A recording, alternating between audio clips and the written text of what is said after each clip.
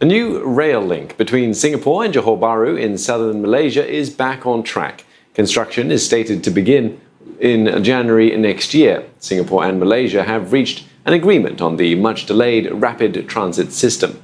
Kuala Lumpur says the rail link should be ready to go by the end of 2026. Melissa Goh tells us more.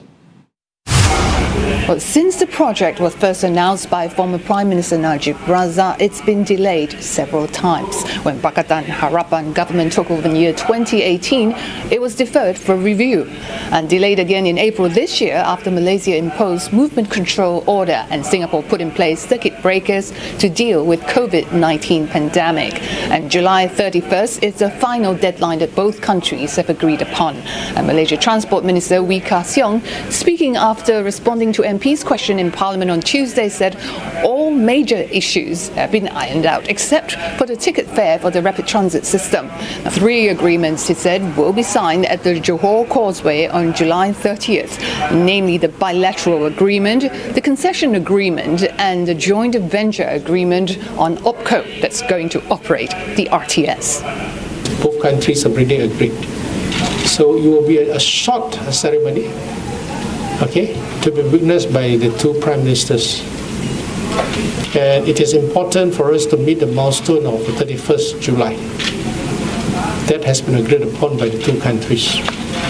Mr. Wee also explained the extra costs incurred for RTS that's increased by about R500 million from 3.2 billion to 3.7 billion ringgit. That's about 1.2 billion Singapore dollars, about 870 million US dollars. This after the government factored in the cost of building the maintenance depot in Mandai that's going to be shifted to Johor Bahru. There's also an additional track that needs to be built from Bukit Chaga to Wadi Hana, where the depot is going to be, together with all the security features. Now, the project, he added, will be funded by the government through State-owned Infrastructure Fund, Dana Infra.